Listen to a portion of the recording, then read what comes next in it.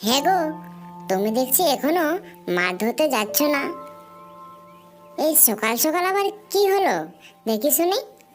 বউ শোনো, আজকে যে আমার মাছ ধরতে যেতে একদমই ইচ্ছে করছে না, তাই আজ কে না গেলে হয় না। না, হয় না। আর মাছ ধরতে না গেলে আমরা খাবো কি শুনি?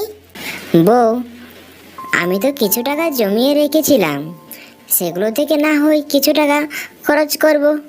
না, আমি তোমাকে ওইসব টাকা একদম খরচ করতে দেব না। এখন কথা বাড়াবাড়ি না করে যাও তো যাও, মাছ ধরতে যাও। বউ, আমার তো যেতে আজ একদমই ইচ্ছে করছে না। তুমি আর জেদ করো না তো। জেদ? আর দেখেছো কি, আমি আর শেষবারের মতো বলছি, তুমি যাবে নাকি আমি লাঠি নেব হাতে? না না বউ, তোমাকে আর কোনো কিছু হাতে নিতে হবে না, আমি যাচ্ছি, এখনই যাচ্ছি।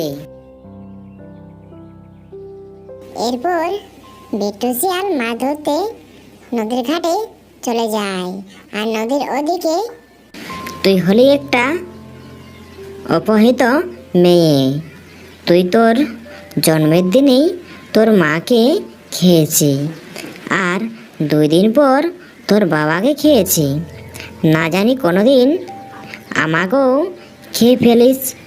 না না না বাপু, আমি আমার জীবনে এত রিস্ক নিতে পারবো না, তাই আমি তোমাকে নদীর ধারে রেখে যাব, নিজের সাথে আর রাখতে পারবো না।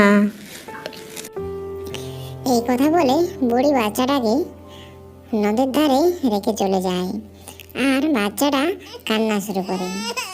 দুধ তেরি, কতক্ষণ থেকে জাল ফেলে বসে আছি, একটাও তো মাছ ধরা পড়লো না। এখন তো কোনো লক্ষণও দেখতে পাচ্ছি না মাছ পড়ার মতো।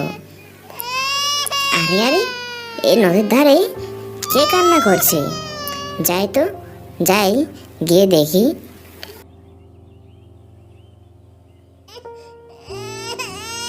ও মা, এ তো দেখছি ফুটফুটে বাচ্চা। তা আবার কার বাচ্চা রে বাবা? কি সুন্দর বাচ্চা রে বাবা।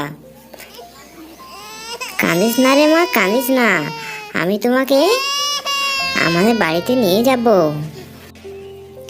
এরপর বিট্টু শিয়াল বাচ্চাটাকে বাড়িতে নিয়ে আসে।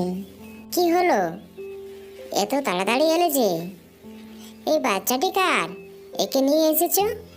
বউ, মাছ তো পায়নি, তবে একটা বাচ্চাকে পেয়েছি। বাচ্চা মানে? কোন বাচ্চা? বাচ্চাকে নিয়ে এসেছিস? তোমার কি মাথাটা ঠিক আছে? লোকে তো পেটুনি দেবে তোমাকে। বউ, আমি না নদীতে মাছ মারতে ছিলাম, তখনই এই বাচ্চাটা কান্না করতেছিল। আমি গিয়ে দেখি বাচ্চা একা দাঁড়িয়ে দাঁড়িয়ে কান্না করতেছিল, তাই তো ওকে আমি সঙ্গে করে নিয়ে আসলাম আমাদের বাড়িতে। এরপর থেকে বাচ্চাটি তাদের বাড়িতেই থাকে। তারা তাদের নিজের মেয়ের মতো করে তাকে ভালোবাসে।